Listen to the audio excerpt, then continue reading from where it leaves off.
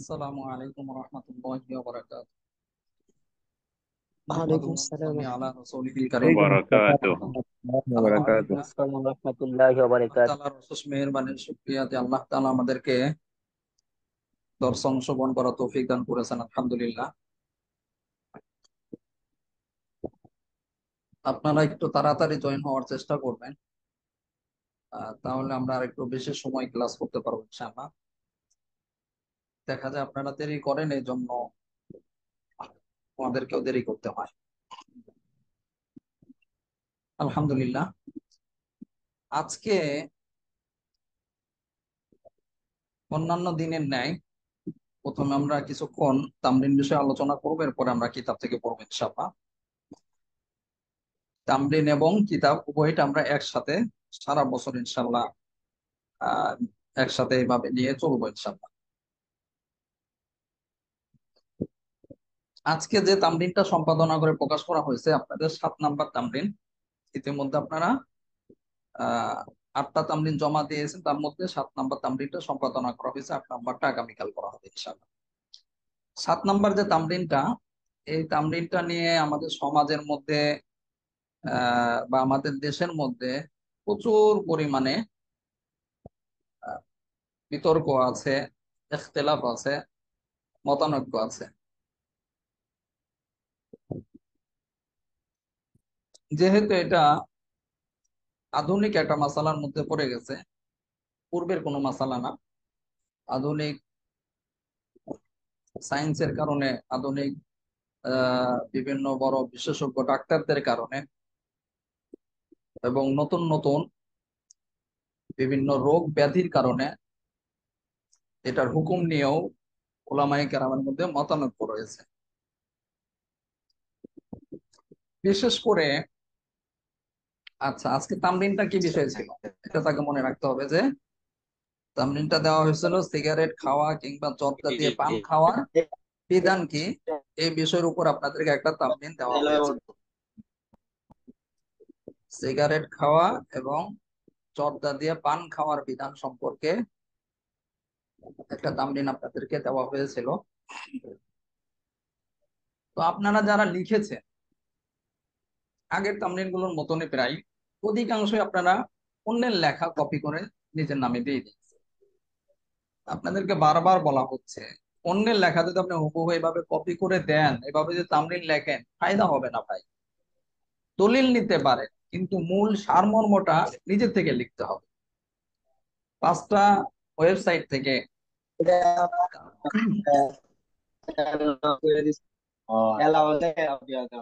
Apps থেকে।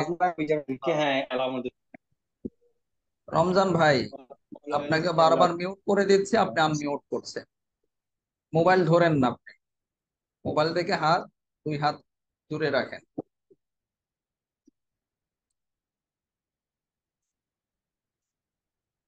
আচ্ছা, যেটা বলছিলাম,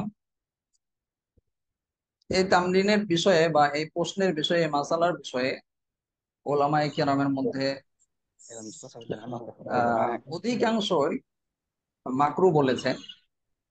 তবে আমাদের দেশের কিছু যারা নিজেদেরকে আহলে হাদিস বলে পরিচয় দেন, সালাফি বলে পরিচয় দেন, অনেকে আমরা লামাযহাবী বলি, যাই হোক যে নামেই বলি, তো ওনারা এটাকে সরাসরি হারাম বলে। তবে আমাদের দেশের অধিকাংশ উলামায়ে কেরাম যেহেতু এখানে কতই দলিল পাওয়া যায় না, এই জন্য সরাসরি হারাম বলতে তারা নারাজ। তারা মাকরুহে তাহরিমি বলেন সর্বোচ্চ।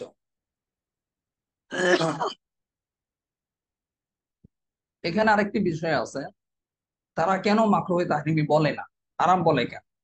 কারণ তারা সরাসরি আহ হয়তো জায়েজ, হয়তো হারাম, মাঝে যে মাকরুহে তানজিহি, মাকরুহে তাহরিমি, এই বিষয়গুলো তাদের কাছে নেই। কারণ এটা হানাফি মাযহাবের ইসতিলাহ, হানাফি মাযহাবের পরিভাষা। আর এই পরিভাষার কারণে কি হয়েছে, ইসলামের বিভিন্ন হুকুম আহকামকে আরো সহজ ভাবে উম্মতের জন্য পেশ করা সম্ভব হয়েছে। যেহেতু এখানে কতই দলিল নেই, অকাট্য দলিল নেই, এই জন্য সরাসরি হারাম বলাও কি সম্ভব হচ্ছে না। তারপরে আবার এখানে যারা শরাবের সাথে মদের সাথে তুলনা করছে, ওই ধরনের কোনো নেশা জাতীয় জিনিসও না এটা। জর্দাটা কি বা সিগারেটও ওই ধরনের নেশা জাতীয় না। আরো বিভিন্ন পক্ষে বিপক্ষে অনেক যুক্তি তর্ক রয়েছে। অনলাইনে ঘাটাঘাটি করলে, বিভিন্ন অ্যাপসে ঘাটাঘাটি করলে, বিভিন্ন কিতাবাদি ঘাটাঘাটি করলে আপনারা দেখতে পাবেন। তো আমরা ওই বিতর্কে যাব না, মতানৈক্যের মধ্যে যাব না। আমাদের কাছে যেই দলিলটা বেশি মজবুত মনে হয়েছে, বা যে মতটা বেশি মজবুত মনে হয়েছে, সেটা হলো মাকরুহে তাহরিমি। তো মাকরুহে তাহরিমিটাই তুলে ধরা হয়েছে।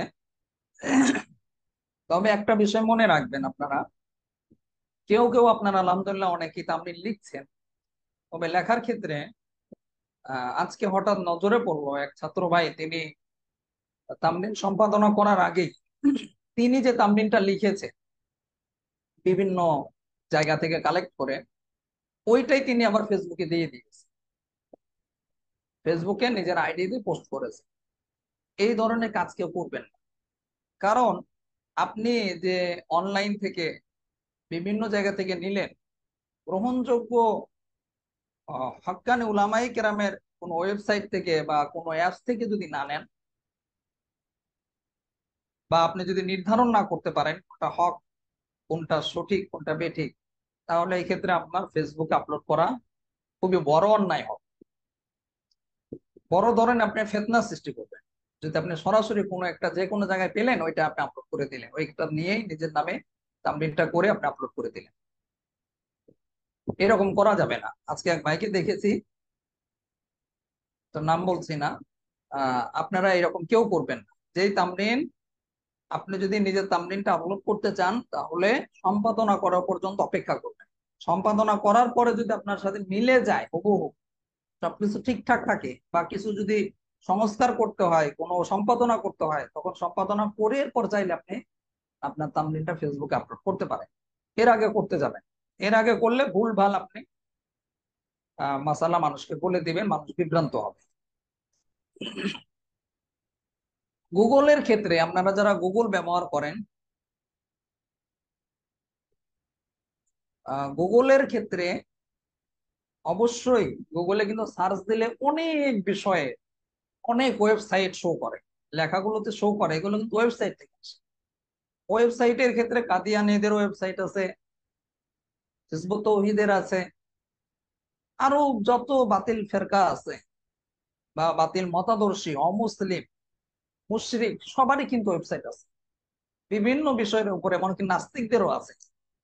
ইসলামী লেখা দেখলেই আপনি এটা কপি করে নিজে বসিয়ে দিবেন, এই কাজ করা যাবে না।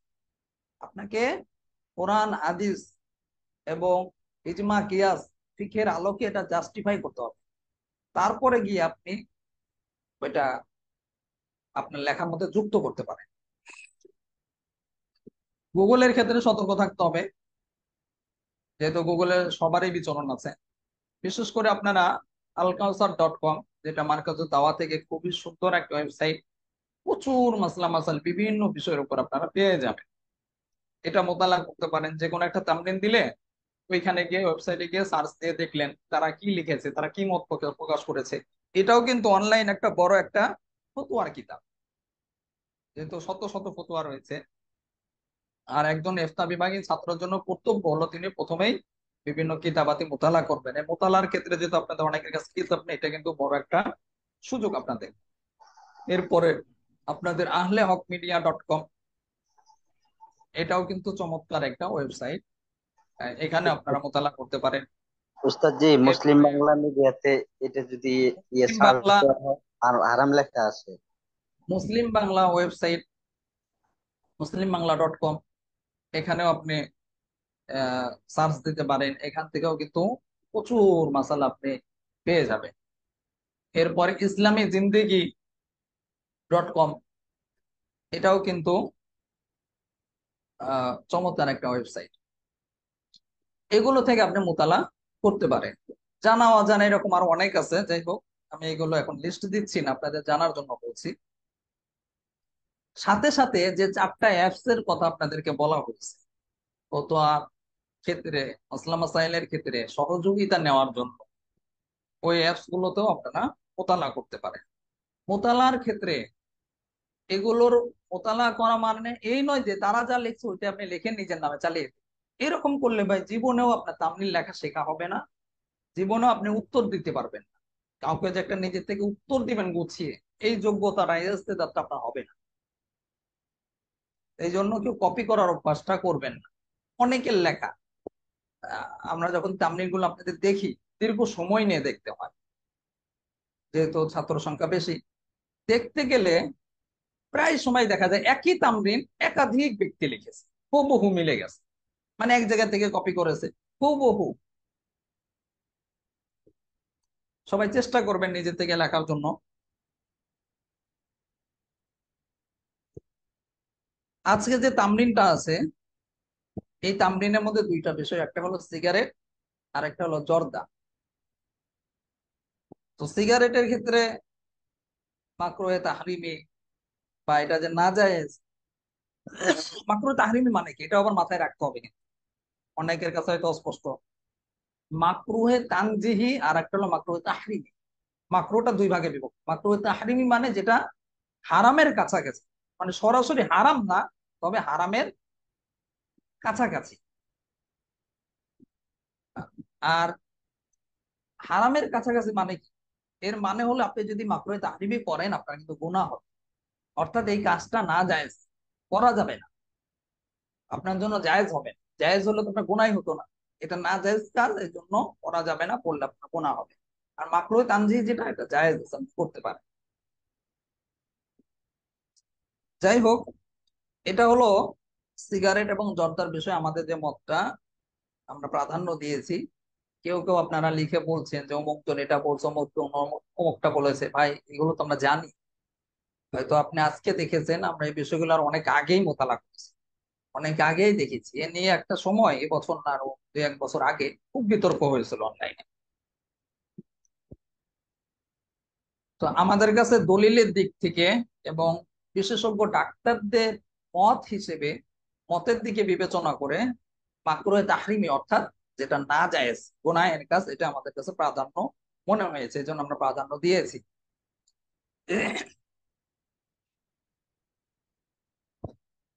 তো আপনারা তামরিনটা আশা করি সবাই দেখেছেন, পড়েছেন, যে তামরিন সম্পাদনা করে প্রকাশ করা হয়েছে। অনেকে আপনারা পড়েন না, একটু পড়বেন, পড়ে 1-2টা লাইক কমেন্ট শেয়ার করলে আমরা বুঝতে পারি যে কয়জন ছাত্র ভাই দেখেছে বা এরা আমাদের তামলিগ গুলো নিয়মিত পড়ে। নতুবা তো আমরা বুঝতেও পারি না যে কে পড়লো কে পড়লো না। যারা নিয়মিত তামলিল পড়বে, তামলিল লিখবে, নিয়মিত দর্শে থাকবে, এই যে আপনারা যারা আছেন সবার নাম কিন্তু এখানে দেখা যাচ্ছে স্ক্রিনের মধ্যে। কে কে আছে সবার নাম কিন্তু এখানে লেখা রয়েছে। তো নাম লেখার ক্ষেত্রে একটা বিষয় মনে রাখবেন, আপনাদের যে নামে আইডি কার্ডে রয়েছে ওই নামটাই দেওয়ার চেষ্টা করবেন, ভিন্ন কোনো নাম জুমের মধ্যে দিবেন না। আর যদি আরেকটা কাজ করবেন, সবাই একটু রোল নাম্বারটাও লিখে দিবেন পাশে। যদি একই নামে একাধিক ব্যক্তি আছেন, রোল নাম্বারটা যদি জুমের মধ্যে আপনারা লিখে দেন নিজের নামের ক্ষেত্রে, এতে করে আমাদের চিনতে সুবিধা হবে। আর চিনতে আমরা পারলে আপনাকে বছর শেষে কিন্তু পুরস্কৃত করা হবে। যারা নিয়মিত দর্শে থাকবে, নিয়মিত তামরিন লিখবে, তামরিনের ক্ষেত্রেও নিজের রোল নাম্বারটা লিখে দিবেন।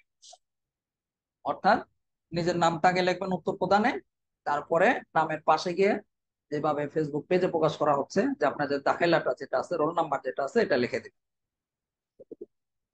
আর সবাই প্রতিটা তামরিন অবশ্যই গুরুত্ব সহকারে দেখবেন, পড়বেন, মোতালা করবেন। অনেক সময় কিছু কিছু তামরিন আপনাকে সহজ মনে হতে পারে, কিন্তু বিষয়টা যখন আপনি নিজের থেকে লিখবেন তখন আপনার কাছে সহজ জিনিসটা কিন্তু কঠিন মনে হবে। অন্যের লেখা দেখে মনে হতে পারে আরে সহজ তো। ভাই অনেক তামরিন আছে আমরা আপনাদেরকে ইচ্ছা করে দেওয়া হয় না কঠিন গুলো। কঠিন গুলো দিলে কি হবে, অনেকে আপনারা পারবেনই না, তখন আর লেখাই বাদ দিয়ে। এই জন্য সহজ সহজ তামরিন গুলো দেওয়ার চেষ্টা করা।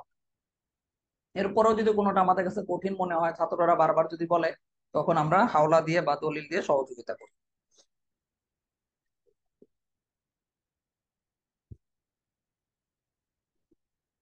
আজকে তামরিনের মধ্যে আমরা যে দলিল গুলো এনেছি, দেখেছেন প্রথমে দুইটা কোরআনের আয়াত আনা হয়েছে। সূরা বাকারার 195 নম্বর আয়াত, যে আয়াতের মধ্যে স্পষ্টভাবে বোঝা যাচ্ছে যে আল্লাহ তাআলা আহ মানুষদেরকে লক্ষ্য করে নিজেদের ক্ষতি সাধন করতে কি করেছেন, নিষেধ করেছেন। অর্থাৎ নিজেদের ক্ষতি হয় এই ধরনের কোনো কাজ করা যাবে না। এমনি ভাবে এই আয়াত দ্বারা আত্মহত্যাকেও কি কি করে, নিষিদ্ধতা ঘোষণা করে। এই আয়াতের মাধ্যমে এটাও বোঝা যায় যে আত্মহত্যা করা যাবে না, নিজে নিজেকে কি করা যাবে না, ক্ষতিগ্রস্ত করতে পারবে না। তারপরে যে আয়াতটা দলিল হিসেবে আনা হয়েছে 2 নাম্বার, সূরা বনী ইসরায়েলের 27 নম্বর আয়াত। যেহেতু সিগারেট খেলে জর্দা খেলে নিজের ক্ষতি করা হয়, এই জন্য এই আয়াতের সাথে কি আছে, মিল আছে। আপনি যে দলিলটা দিবেন যেন মিল থাকে, এটা খেয়াল করতে হবে। তারপরে 2 নাম্বার আয়াতের মধ্যে আমরা দেখতে পাচ্ছি এখানে অপচয়কারী শয়তানের ভাই, অর্থাৎ অপচয় করাটা একটা নিন্দনীয় কাজ। যেহেতু জর্দা খেলে সিগারেট খেলে এটা কোনো উপকারে আসে না, কোনো লাভ হয় না, না দুনিয়াবি না আখেরাতের, এই জন্য এটা কি অপচয়ের মধ্যে গণ্য। আর এই অপচয় করাটা ইসলামের দৃষ্টিতে, কোরআনের আয়াতের দৃষ্টিতে এটা নিন্দনীয়। এই জন্য এই আয়াতটা আনা হয়েছে ওইটার পক্ষে। তারপরে 3 নাম্বার যে হাদিসটা আনা হয়েছে, এখানেও সুনান ইবনে মাজার হাদিস, আবার মুসনাদে আহমদের মধ্যেও এসেছে হাদিসটা। মুসলিম বাংলা অ্যাপসের মধ্যে তাহকিক চলছে লিখেছে, অর্থাৎ তারা এখনো তাহকিক করেনি, হাদিসটা সহিহ। এখানেও আমরা দেখতে পাচ্ছি হাদিসের মধ্যে রাসূল সাল্লাল্লাহু আলাইহি ওয়াসাল্লাম ক্ষতি করতে নিষেধ করেছেন। নিজেদেরও ক্ষতি করা যাবে না, আবার অন্যেরও ক্ষতি করা যাবে না। আর ক্ষতি হয় এই সমস্ত কাজ থেকে নিজেকে বিরত রাখতে হবে। যেহেতু সিগারেটের দ্বারা, জর্দার দ্বারা নিজের ক্ষতি হয়, বর্তমানে তো আমরা বিভিন্ন সিগারেটে গায়ে এটাও লেখা দেখি যে সিগারেট কি ক্যান্সারের কারণ, সিগারেট হলে, সিগারেট খেলে মৃত্যু ঘটে, কোনো মারাত্মক মারাত্মক কথা থাকে। এগুলো সত্যি, মানে অনেক সময় হয়, অনেকের হয় না, অনেকের হয়। 4 নাম্বার যে হাদিসটা আনা হয়েছে, এই হাদিসের দ্বারা বোঝানো হয়েছে, যেহেতু এখানে রাসূল সাল্লাল্লাহু আলাইহি ওয়াসাল্লাম পেঁয়াজ আর মূলার কথা বলছেন, যেহেতু এগুলো দুর্গন্ধযুক্ত, আহ কাঁচা খেলে এগুলো মুখ দিয়ে গন্ধ বের করে, এই জন্য এখানে আহ দুর্গন্ধের বিষয়ে রাসূল সাল্লাল্লাহু আলাইহি ওয়াসাল্লাম নিষেধ করেছেন, যেতে বিশেষ করে মসজিদে প্রবেশের সময়, নামাজের সময় এগুলো খেয়ে প্রবেশ করা যাবে না। কারণ মুসল্লি যারা আছে আপনার পার্শ্ববর্তী, তাদের কষ্ট হতে পারে, সাথে সাথে ফেরেশতাদেরও কষ্ট হবে। এই জন্য রাসূল সাল্লাল্লাহু আলাইহি ওয়াসাল্লাম দুর্গন্ধযুক্ত পেঁয়াজ অর্থাৎ মূলা এগুলো খেয়ে প্রবেশ করতে নিষেধ করেছে, এগুলো খেতে ওস্তাদ নিষেধ জি, করেছে। এরপরে ওস্তাদ জি এখান থেকে কেরোসিন। আমাদের একটি বিষয় হলো, আহ কথা শেষ করি, যদি কোনো প্রশ্ন থাকে শেষের দিকে সময় দেওয়া হবে, যদি সময় দেওয়া হয় তখন বলবেন, আর সময় না পেলে ব্যক্তিগতভাবে মাদ্রাসার হোয়াটসঅ্যাপে জিজ্ঞেস করবেন। জি, আচ্ছা, যেটা বলছিলাম 4 নাম্বার যে প্রশ্নটা আছে, হাদিসটা আছে, এই হাদিস দ্বারা হলো মূলত বোঝানো হয়েছে দুর্গন্ধের কথা। যেহেতু সিগারেট খেলে প্রচুর পরিমাণে, সিগারেটের তো গন্ধটা আমার একদমই সহ্য হয় না। জর্দার গন্ধটা তাও একটু মোটামুটি মেনে নেওয়া যায়, কিন্তু সিগারেটের দুর্গন্ধটা প্রচুর পরিমাণ দুর্গন্ধ। তো এই জন্য সিগারেট খেলে বা জর্দা খেলে যে তো গন্ধ সৃষ্টি হয়, দুর্গন্ধ, এই দুর্গন্ধ থেকে অপর মুসলমান ভাই যেন কষ্ট না হয়, ফেরেশতাদের যেন কষ্ট না হয়, এই জন্য মুখ পরিষ্কার করে দুর্গন্ধ দূর করে তারপরে মসজিদে বা নামাজে যেতে হবে। যাই হোক, এগুলো মোটামুটি কিছু কাছাকাছি দলিল। আসলে আহ, এইগুলোর বিষয়ে সরাসরি কোনো নস ওই রকম নেই, কিন্তু নসের ক্ষেত্রে ইশারা ইঙ্গিতে যতটুকু বোঝা যায় ততটুকুই উলামায়ে কেরাম দলিল দিয়ে থাকেন। তো ওই দৃষ্টিকোণ থেকে এখানে এই দলিলগুলো দেওয়া হয়েছে। আশা করি সবার কাছে বিষয়টা স্পষ্ট হয়েছে। তো এখন কথা হলো, এগুলো নিয়ে, যেহেতু এই বললাম শুরুতেই যে এই মাসালাটা নিয়ে প্রচুর পরিমাণে বিতর্ক আছে, তো আপনাদেরকেও বলবো নিজেদের মধ্যে বিতর্ক করবেন না। যদি আহ আপনার জর্দা খাওয়ার অভ্যাস থাকে, অভ্যাসটা ছেড়ে দেওয়াই ভালো। আমরা কিন্তু একটা কায়দা পড়েছি, মনে আছে কিনা, গতকালকে পড়লাম মনে হয়, নাকি যায় নাই, সামনে পড়ব, যে সন্দেহযুক্ত বিষয়, যেগুলো সন্দেহযুক্ত, যেটা হালাল না হারাম, এটা জায়েজ না না জায়েজ, এই ক্ষেত্রে ইহতিয়াতা, সতর্কতামূলক আপনাকে নাজায়েজ ধরে নিতে হবে। আপনি জায়েজ মনে করলেন, যদি নাজায়েজ হয়ে থাকে তখন কিন্তু আপনার গুনাহ হবে। অত সতর্কতামূলক ওই কাজ থেকে বিরত থাকাই হলো কি বুদ্ধিমানের কাজ। যেহেতু ওলামায়ে কেরামের মধ্যে এটা নিয়ে আছে, মতানৈক্য আছে, কি দরকার আছে? আপনি জর্দা না খেলে তো, আমরা তো সিগারেট খাই না, আমাদের দেশে ওলামায়ে কেরাম সিগারেট খায় না। শুনেছে আমি উত্তরবঙ্গের দিকে নাকি একটা সময় পুরুষ মহিলা ইমাম সাহেবরাও সিগারেট খেত, শুনেছি, আমি বাস্তবতা জানি না। আর উত্তরবঙ্গে যারা আছে মন খারাপ করবেন না, শুনেছি এক সময় দিনাজপুর ঠাকুরগাঁও পঞ্চগড় ওইদিকে মহিলারাও এক সময় নাকি সিগারেট খেত, এখন খায় কিনা আমার জানা নাই। মহিলারা সিগারেট খায় এটা তো আবার ওই উত্তরবঙ্গেও যাওয়া লাগবে না, এটা ঢাকাই বুড়ি বুড়ি। ঢাকা বিশ্ববিদ্যালয়ে যান, তারপর আপনার বসুন্ধরা নর্থ সাউথ ইউনিভার্সিটির আহ এই যে আছে ইউনিভার্সিটির যে বসুন্ধরার মধ্যে আছে, ওইখানে গেলে দেখবেন একবারে প্রকাশ্যে ছেলে মেয়ে সবাই, স্কুলের স্টুডেন্ট যারা খাচ্ছে।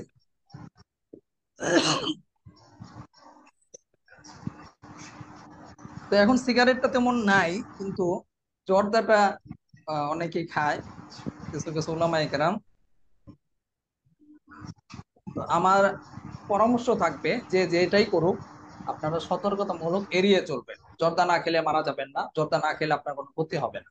আর যাদের পান খাওয়ার অভ্যাস আছে পান খেতে পারেন, এতে কোনো সমস্যা নেই, কিন্তু জর্দা থেকে বিরত থাকবেন।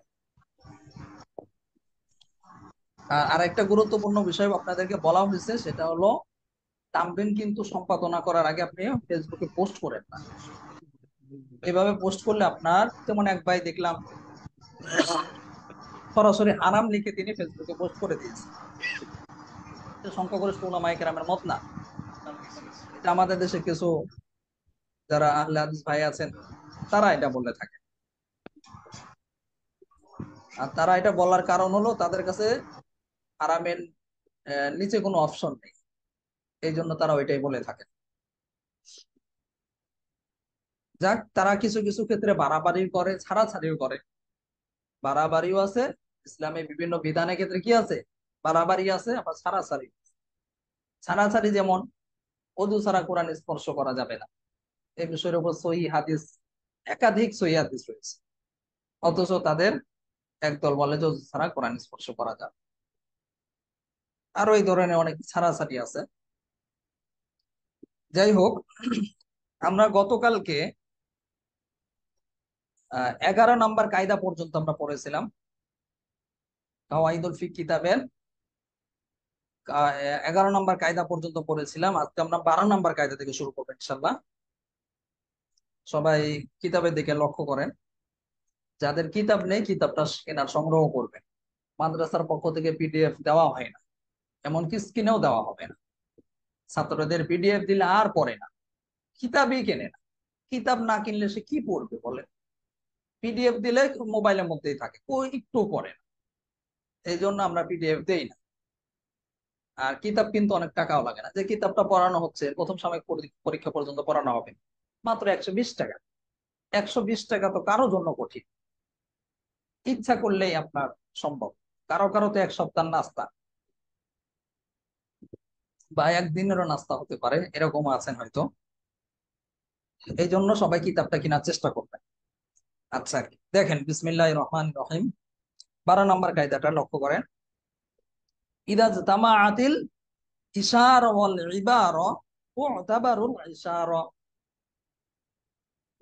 ইদা জামাআতিল ইশারাতু ওয়াল ইবারা তু'তাবারুল ইশারা। এই কায়দাটি আমরা দেখতে পাচ্ছি যে বন্ধনীর মধ্যে বা ব্র্যাকেটের মধ্যে কি রয়েছে, হা রয়েছে। হা দ্বারা কোন কিতাবকে বুঝিয়েছেন মোসান্নিফ?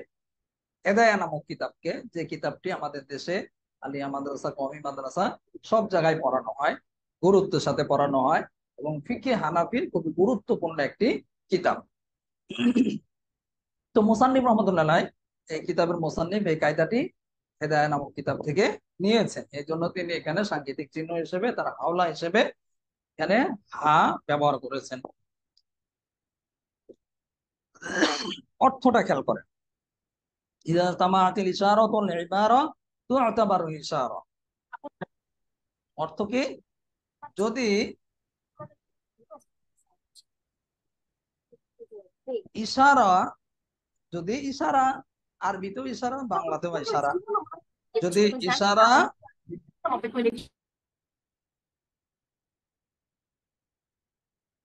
আপনারা মিউট করে রাখেন না, মিউট করতে গেলে সময় লাগে। যদি ইশারা ও মৌখিক বক্তব্য, ইবারত দ্বারা কি উদ্দেশ্য? মৌখিক বক্তব্য। যদি ইশারা ও মৌখিক বক্তব্য জমা হয়, ইজতামা, অর্থাৎ ইজতিমা মানে কি? জমা হয়, অর্থাৎ একত্রিত হয়। এই জন্য কি বলা হয়? যে তাবলীগের ইজতেমা বলা হয়, ইজতিমা। এই যে ইজতামা, ইজতিমা আরবি থেকে এসেছে কোনো ইজতেমা, শুদ্ধ শব্দটা হলো ইজতেমা। আর এমনি আমরা বলি কি ইস্তেমা, এটা মানুষ চেঞ্জ করে ফেলেছে, আমরা পরিবর্তন করে ফেলেছি। যদি ইশারা ও মৌখিক বক্তব্য জমা হয়, একত্রিত হয়, তাহলে এই ক্ষেত্রে মুতাবারুল ইশারা, এই ক্ষেত্রে কি হবে? ইশারাটাকেই গ্রহণযোগ্য, এই ক্ষেত্রে ইশারাটাই গ্রহণযোগ্য হবে। বুঝছেন বিষয়টা? তাহলে এই কায়দার মধ্যে কি বলা হচ্ছে? ইশারা অর্থাৎ ইঙ্গিত করে যদি কোনো একটা বিষয় বোঝানো হয়, এবং সাথে যদি মৌখিক ভাবে, মুখে যদি কোনো কিছু বোঝানো হয়, মৌখিক ভাবে বলা হয়, এই দুইটা যদি একসাথে যুক্ত হয়, তাহলে এই ক্ষেত্রে কোনটাকে প্রাধান্য দিতে হবে? ইশারাটাকে প্রাধান্য দিতে হবে। ইশারাকে কেন প্রাধান্য দিতে হবে? এটা হলো বিশেষ করে ইমাম আবু হানিফা রাহমাতুল্লাহির মত। তিনি বলেছেন ইশারাকে প্রাধান্য দিতে। ইশারা প্রাধান্য দেওয়ার আহ ইমাম আবু হানিফা রাহমাতুল্লাহ বলেছেন যে ইশারাটা মূলত শক্তিশালী বেশি মৌখিক বক্তব্যের চেয়ে। কারণ এমনও হয় যে সে মুখে বলেছে একটা, কিন্তু ইশারা যখন করেছে তখন কিন্তু সঠিকটাই করেছে। আর মুখে বলার সময়, নামটা উচ্চারণের সময় অনেক সময় কি হয়, এর উল্টাটাও হতে পারে। বলবে একটা, বলে বা বেখেয়ালে সে কি বলে ফেলেছে, ভিন্ন আরেকটা বলে ফেলেছে। আর যখন ইশারা করা হয়, ইঙ্গিত করা হয়, তখন কি করা হয়? হুঁশের সাথে এবং খেয়াল করে ইঙ্গিত করা হয়, যেখানে ভুলের পরিমাণটা তেমন মৌখিকের মতো থাকে না। এই জন্যই ইমাম আবু হানিফা রাহমাতুল্লাহির মত অনুযায়ী যে নির্দিষ্ট ইশারার দ্বারা যেভাবে কোন একটা জিনিসকে নির্দিষ্ট করে বোঝানো হয়, ওইভাবে ইশারা করার দ্বারাও কি, বা বা নির্দিষ্ট করে যেমন ভাবে একটা জিনিসকে বোঝানো, ওইভাবে ইশারা করলেও ওই জিনিসটাকেই বোঝানো হয়। তাহলে আমাদের এই এই কথার মূল কি? মূল হলো যে ইশারা এবং মৌখিক বক্তব্য যদি জমা হয়, এক্ষেত্রে ইশারাটাই গ্রহণযোগ্য হবে। যেমন মনে করেন এখন হজের সময়, তো হজে অনেকে গিয়েছে, সৌদি আরবে মক্কা মদিনাতে অনেক বিভিন্ন মার্কেট আছে। মার্কেটে গিয়ে একজন আহ শুনেছে যে আরব দেশে অনেক ভালো ভালো আতর পাওয়া যায়। সে কি করলো, আতরের দোকানে গিয়ে মুখে সে বলল যে আমাকে মদিনার আতর দেন। আর কিন্তু যখন সে ইশারা করলো, তখন মদিনার আতর বলতে মানে মদিনা একটা ব্র্যান্ডের কথা বলছি, সে ইশারা করে নির্দিষ্ট করে দেখালো যে এই হারামাইনের আতরটা, অর্থাৎ হারামাইন ব্র্যান্ডের আতরটা দেন। এখন এই ক্ষেত্রে কোনটা গ্রহণযোগ্য হবে? এক্ষেত্রে ইশারাটাকে কি করা হবে? প্রাধান্য দেওয়া হবে। অর্থাৎ মুখে সে হারামাইন না বলে ভুলে বা অসতর্কতা বশত তিনি মদিনা বলে ফেলেছেন, মদিনা ব্র্যান্ডের কথা বলেছেন। তো এইভাবে বিভিন্ন ক্ষেত্রে এখানে মূল কায়দার যে বিষয়টা, ইশারা এবং মৌখিক বক্তব্য যদি একত্রিত হয়, তাহলে ইমাম আবু হানিফা রাহমাতুল্লাহির মতে কি, ইশারাটাই গ্রহণযোগ্য হবে, ইশারাটাই ধর্তব্য হবে। বুঝেছেন সবাই? এরপরের কায়দাটা দেখেন, 13 নম্বর কায়দা।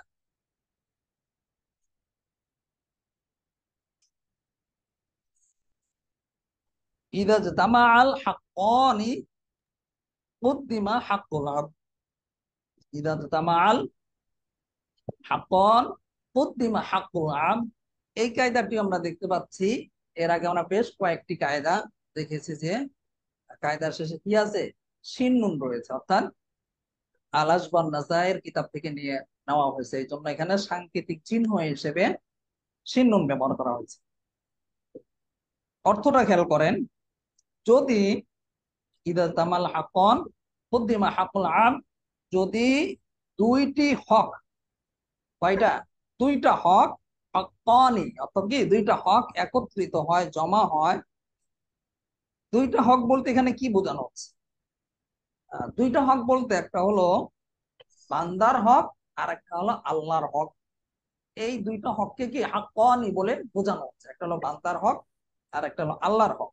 তো এই দুইটা হক যদি একত্রিত হয়, জমা হয়, কুদ্দিমা হাকুল আম, তাহলে এই ক্ষেত্রে কি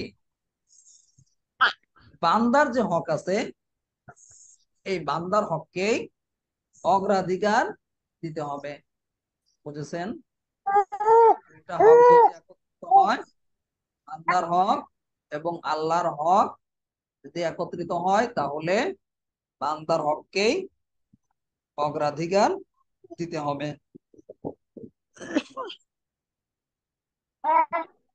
এখন কথা হলো, প্রশ্ন আসতে পারে বান্দার হককে কেন অগ্রাধিকার দেওয়া হবে? প্রশ্নের উত্তর খুবই সোজা, যে আল্লাহ হচ্ছেন অমুখাপেক্ষী, তিনি কারোর প্রতি মুখাপেক্ষী না। আর বান্দা হলো মুখাপেক্ষী, সে মুমতাজ। এই জন্যই বান্দার হকের দিকে কি করা হবে, বান্দার হককে অগ্রাধিকার দেওয়া হবে। একটা মেসাল দিলে আপনারা খুব সহজে বুঝতে পারবেন। মনে করেন একজন ব্যক্তি যে কোনো ভাবে এমন একটা স্থানে আছে বা এমন একটা স্থানে গিয়েছে, তার খাবার দাবার কোনো কিছু নেই, সব ফুরিয়ে গেছে, বা খাবারের কোনো ব্যবস্থাও নেই। এই ক্ষেত্রে সে দেখলো যে তার সামনে দুইটা জিনিস রয়েছে। একটা হলো আহ বন্য শিকার, যেটা মূলত মালিকানা নাকি আরো, মানে যেটাকে আমরা সরাসরি বলতে পারি কি আল্লাহর মাল, হকুল্লাহ। আরেকটা হলো কোনো একজন ব্যক্তির মালিকানার কোনো খাবার জাতীয় বা কোনো মাল। এখন এই ক্ষেত্রে সে কি করবে, কোনটাকে প্রাধান্য দিবে? তার তো প্রচুর খিদে লেগেছে। এখানে একটা না আছে, আবার এটা মনে রাখতে হবে, মানুষ যদি নিজের জীবন বিপন্ন হয়ে যায়, একবারে মরণাপন্ন অবস্থা হয়ে যায়, ওই ক্ষেত্রে কিন্তু সে আহ যতটুকু খেলে তার জীবন ধারণ করতে পারবে, এই বিষয়ের উপর কায়দা আসবে সামনে, আলাদা কায়দাই আছে। তখন কিন্তু তার জন্য ওই হারাম বস্তুটাও ওই পরিমাণ খাওয়াটা হালাল হয়ে যাবে। এখানে সে কিন্তু যে কোনোটাই, এটা বান্দার হক হোক আল্লাহর হক হোক, যেটাই হোক না কেন, যে কোনোটাই সে ভক্ষণ করতে পারবে বা খেতে পারবে, যেহেতু সে নিরুপায় অপারক। উভয়টি তার ব্যবহার করার কি আছে, সুযোগ আছে। কিন্তু সে এখানে আমাদের এই কায়দার আলোকে বান্দার মালকে ব্যবহার না করে, অর্থাৎ বান্দার বস্তুটা না খেয়ে, যেহেতু বান্দার খেলে কি হবে, সে ক্ষতিগ্রস্ত হবে। যেহেতু সে মুখাপেক্ষী আর আল্লাহ হচ্ছেন অমুখাপেক্ষী, এই জন্য আল্লাহর হককে কি করবে, অর্থাৎ ওই পশুটাকে সে খাবে, আর বান্দার হককে অগ্রাধিকার দিয়ে সেটা সে ছেড়ে দিবে। অর্থাৎ বান্দার হক যেটা আছে, বান্দার যে পশু আছে বা জানরা বান্দার যে খাবার আছে, ওইটা সে না খেয়ে আল্লাহর যে মানে বন্য পশু আছে, ওইটা সে জবাই করে খাবে এবং নিজের জীবন ধারণ করবে বা জীবনকে বাঁচাবে। বুঝেছেন বিষয়টি? এমনি ভাবে আরেকটি মেসাল খেয়াল করেন, আমরা সচরাচর, সচরাচর না সবসময় ফজরের নামাজ কখন পড়ি? যখন ভোরের অন্ধকারটা আলোকিত হয়ে যায়, ফর্সা হয়ে যায়, তখন কি আমরা ফজরের নামাজ শুরু করি। অন্ধকারের মধ্যে, খুব অন্ধকারাচ্ছন্নর মধ্যে কিন্তু আমরা পড়ি না। মানে আমরা পড়ি না বলতে হানাফি মাযহাবে পড়া হয়। এখানে দুইটা মত আছে, অন্ধকারের মধ্যে ফজর পড়া, অন্ধকার ছাড়া পড়া, অর্থাৎ ফর্সা করে পড়া। এই বিষয়ের উপর আলাদা তামরিন বিগত বছর ছাত্ররা করেছে, গত বছর ছাত্ররা। আপনারা চাইলে মাদ্রাসা অ্যাপসে গেলে পেয়ে যাবেন, ফজরের নামাজ কখন পড়া উত্তম, এভাবে লিখে সার্চ করলে পেয়ে যাবেন। তো এখানে উলামায়ে আহনাফ তারা প্রাধান্য দিয়েছে কি, ফর্সা করে পড়াটা, আলোকিত করে পড়াটাকে। আর এটা রাসূল সাল্লাল্লাহু আলাইহি ওয়াসাল্লাম কওলি ফি'লি উভয় ধরনের হাদিস দ্বারাই প্রমাণিত। এমনকি হাদিসের মধ্যে এই কথাটাও বলা হয়েছে, এভাবে পড়লে সওয়াব হবে, যেটা অন্ধকারের মধ্যে পড়লে সওয়াব হবে এরকম বলা হয়নি। তো এখানে দেখেন উভয় ধরনের হাদিসে আছে, বিশেষ করে অন্ধকারে পড়তে হবে এই বিষয়ের উপরে ফেলি হাদিস পাওয়া যায়। যে কয়টা আছে সবগুলি ফেলি হাদিস। বিভিন্ন সাহাবায়ে কেরাম বলছেন যে আমরা রাসূল সাল্লাল্লাহু আলাইহি ওয়াসাল্লাম এমন সময় নামাজ পড়লাম যখন দেখলাম আহ একজন আরেকজনকে আমরা দেখতে পাচ্ছি না, অন্ধকারে চেনা যাচ্ছে না, এই ধরনের কথা। তো রাসূল সাল্লাল্লাহু আলাইহি ওয়াসাল্লাম বলছেন অন্ধকারে পড়ো, এরকম কিন্তু নেই। তো এই ক্ষেত্রে ওলামায়ে আহনাফ কি করেছেন, এই কায়দার দিকে লক্ষ্য করে এই কায়দাটাকে প্রাধান্য দিয়েছেন। অর্থাৎ যখন বান্দার হক, এই যে আমরা বললাম ইদাজ তামাল তামাল হাক্কান, তখন দুইটা হক একত্রিত হবে, বান্দার হক আল্লাহর হক একত্রিত হবে, তখন কি করতে হবে, বান্দার হককে প্রাধান্য দিতে হবে, অগ্রাধিকার দিতে হবে। এখন যেহেতু বান্দার ক্ষেত্রে সে যদি অন্ধকারের মধ্যে নামাজ পড়ে, এই এই ক্ষেত্রে সাধারণ মানুষের জন্য কষ্টকর হয়ে যাবে, কারণ অনেক আগে আগে উঠতে হবে রাতে। আল্লাহর হককে প্রাধান্য দিলে কি আগে আগে পড়তে হবে। আর যদি আমরা ফর্সা করে পড়ি তাহলে বান্দার হককে অগ্রাধিকার দেওয়া হবে এবং বান্দার জন্য মানুষের জন্য এটা সহজ হবে। তো আমরা এটা বাস্তবতাও দেখতে পাই, আমাদের দেশে যারা লামাজাবি ভাইরা আছেন, আহলে হাদিস ভাইরা আছেন, তারা অন্ধকারের মধ্যে নামাজ পড়ে। তাদের মসজিদে আহ যদিও অন্ধকারের কথা বলে, অনেক সময় দেখি আহ মুয়াজ্জিনও দেরি করে আজান, এত তাড়াতাড়ি মুয়াজ্জিনের তো আরো আধা ঘন্টা আগে উঠতে হয়, সেও বেচারা উঠতে পারে না। সেও দেখা যায় যে অনেক দেরি করে আজান দেয় নামাজের কিছুক্ষণ আগে, তারও মাঝে মধ্যে কি হয়, অনেক কষ্ট হয়ে যায়। আর মুসল্লিদের কথা কি বল, মুসল্লি দিকে সময় ফজরে হয়ই না। কিন্তু আহ, হানাফি মাযহাবের যে সমস্ত মসজিদ আছে এগুলোতে দেখবেন একটু দেরি করে পড়ার কারণে মুসল্লি সংখ্যাটাও বেশি হয়। তো এখানেও আমরা দেখতে পাচ্ছি বান্দার হকের প্রতি লক্ষ্য রাখা হয়েছে এবং বান্দার হককে অগ্রাধিকার দেওয়া হয়েছে। একইভাবে রোজার মাসে আবার দেখেন, তখন কিন্তু আমরা অন্ধকারের মধ্যে ফজরের নামাজ, অন্ধকারের মধ্যে কি করা হচ্ছে, অর্থাৎ সেহরি খেয়ে যখন সেহরির সময়টা শেষ হয়ে যাচ্ছে, আজান দেওয়া হচ্ছে, তারপরে আমরা পড়ছি। এখানেও বান্দার হককে অগ্রাধিকার দেওয়া হয়েছে, কি বান্দার হককে অগ্রাধিকার দেওয়া হয়েছে। যদি এটাও কিন্তু আবার দলিল ছাড়া না, এর পক্ষেও দলিল আছে, এই বিষয়ের উপরও তামরিন আছে, আপনারা চাইলে দলিল সহকারে দেখতে পারবেন মাদ্রাসার অ্যাপসে। অর্থাৎ তখন যদি আবার দেরি করে ফর্সা করে পড়া হয় রমজান মাসে, তখন কিন্তু সাধারণ মানুষের জন্য কষ্টকর হয়ে যাবে, যে এতক্ষণ করে অপেক্ষা করতে হবে। যেহেতু সেহরি খেয়েছে, অনেক আগে উঠেছে, সবারই চোখে ঘুম এসে যায়। এই জন্য রমজান মাসে তাড়াতাড়ি পড়াটাই কি সুন্নত এবং বেশি উপকারী মানুষের জন্য।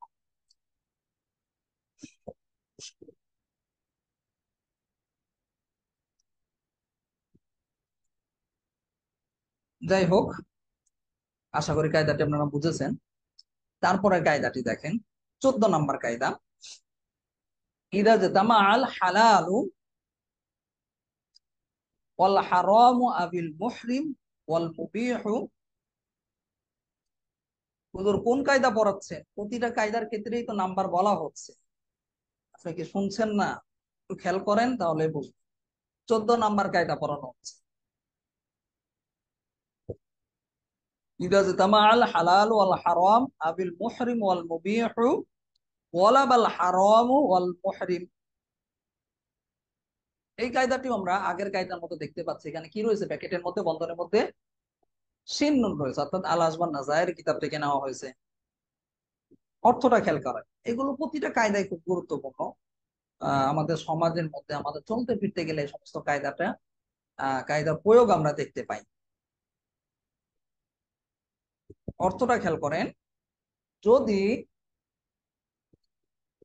হালাল ও হারাম, জাজতামাল হালাল ওয়াল হারাম আবিল মুহরিম ওয়াল মুবিহ, যদি হালাল ও হারাম কি হয়, ওই যে ইজতিমা, অর্থাৎ একত্রিত হয়, জমা হয়, বা হারামকারী নস বা হালালকারী নস বা হারামকারী নস যদি জমা হয়, এই ক্ষেত্রে ওয়ালা বাল হারামু আবিল মুহরিম ওয়াল মুহরিম,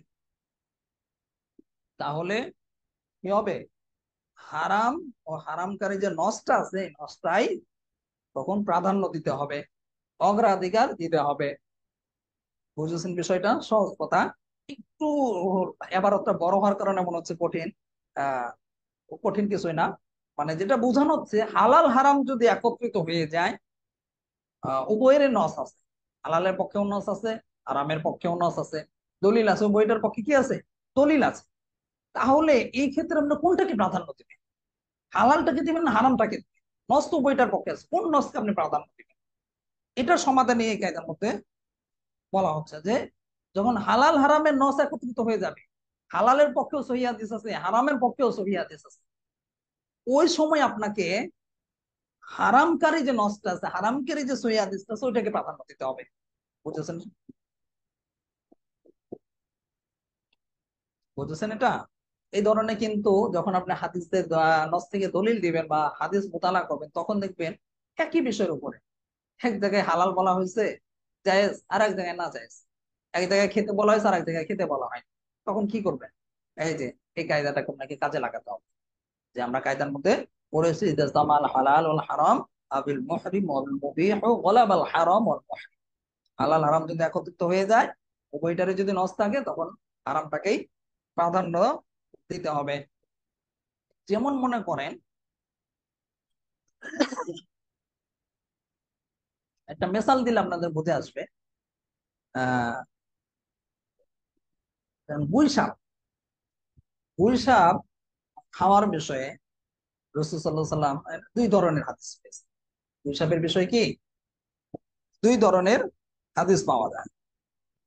যেমন একটা হাদিস আছে যেটা মেশকাতের মধ্যে আছে, 4110 নম্বর হাদিস, 4110 নম্বর হাদিস। আবার এই হাদিস বুখারীর মধ্যেও আছে, বুখারীর হলো 5138 নম্বর হাদিস, বুখারীর 5138 নম্বর হাদিস। এই দুইটা হাদিস বা একটা যে কোনো যদি আপনি খুলে দেখেন, তাহলে দেখতে পাবেন যে রাসূল সাল্লাল্লাহু আলাইহি ওয়াসাল্লাম স্পষ্ট ভাবে বলেছেন, আদ-দাব্বু লাস্তু আকুলুহু ওয়ালা উহাররিমু। এখানে স্পষ্ট ভাবে রাসূল সাল্লাল্লাহু আলাইহি ওয়াসাল্লাম বলেছেন যে আমি কি ওইসব খাই না, আবার কি করি না, ওয়ালা ওয়াহাদ, আবার হারামও বলি না, হারামও বলি না আবার খাইও না।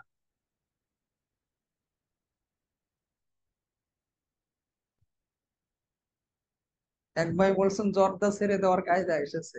এই তো, কে বলে কায়দা বোঝে না, অনেক বুঝে গেছেন। হালাল হারাম, মাশাআল্লাহ, আমার আমার এটা মাথায় ছিল না। দেখেন, জর্দা বিষয় না আমাদের মধ্যে দেখতেলাম না, হালাল না হারাম, তাহলে কোনটাকে প্রাধান্য দেবো? কায়দার মধ্যে বলা আছে যে হারামটাকে, অর্থাৎ নিষিদ্ধ নিষিদ্ধতাটাকে প্রাধান্য দিতে হবে। এই কায়দা থেকে আমরা কিন্তু আরো সহজে বুঝতে পারি। মাশাআল্লাহ। হ্যাঁ, এটা হলো চিন্তাধারাকে বিস্তৃত করার একটা ফায়দা। যখন আমরা চিন্তাকে বিস্তৃত করবেন, মাথা ঠান্ডা রেখে চিন্তা করবেন, তখন দেখবেন অনেক কঠিন মাসালা আপনার কাছে হল হয়ে যাবে। এখন কিন্তু খুব সহজে বুঝে আসবে যে ও, বিষয়টা তো তাহলে তাই। হালাল হারাম নিয়ে যখনই সমস্যা হচ্ছে, জায়েজ না জায়েজ নিয়ে, কি জায়েজ বলবো না না জায়েজ বলবো, হালাল বলবো না হারাম বলবো, তখন আপনার এই কায়দাটাকে খেয়াল রাখলে আপনার জন্য একবার পানি ভাত সহজ। যেহেতু জর্দা নিয়ে আসছিলাম, আপনি খায়েন না জায়েজ মনে করেন, আলহামদুলিল্লাহ আপনার জন্য সহজ হয়ে গেল। তো গুলসাপের ভিতরে, গুলসাপের বিষয়ে দেখেন, যেটা বুখারীর মধ্যে এসেছে 5138 নম্বর হাদিসের মধ্যে, এই হাদিস দ্বারা কিন্তু স্পষ্ট ভাবে বোঝা যাচ্ছে রাসূল সাল্লাল্লাহু আলাইহি ওয়াসাল্লাম বলছেন খাই না, মানে রাসূল সাল্লাল্লাহু আলাইহি ওয়াসাল্লামের তবিয়ত অনুযায়ী তিনি এটা খান না, এটা ব্যক্তিগত বিষয়, কিন্তু তিনি এটা কি করেন না, হারাম কিন্তু বলেন না, বলছেন আমি এটা হারামও বলি না, এর মানে জায়েজ আছে। এর বিপরীতে আবার দেখেন, একই এই গুসাবের বিষয়ে আবার সুনান আবু দাউদের মধ্যে আছে 3796 নম্বর হাদিস। সুনান আবু দাউদের 3796 নম্বর হাদিস।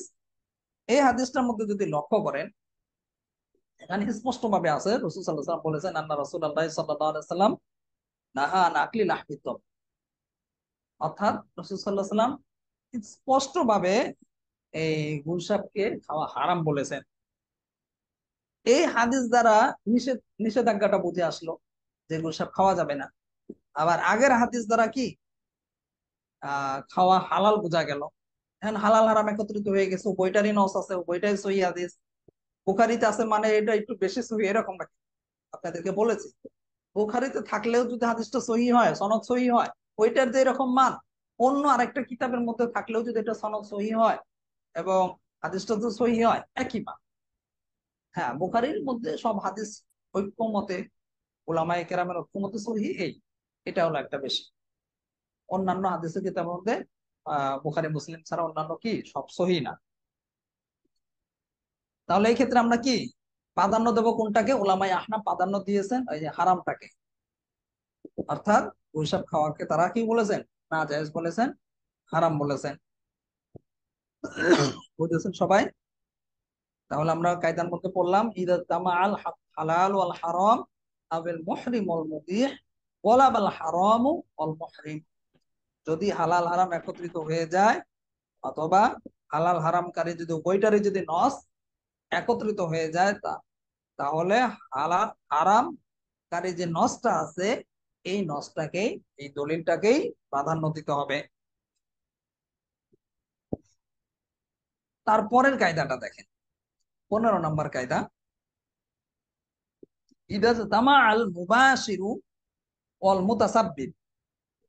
ইদা তামা আল মুবাশিরু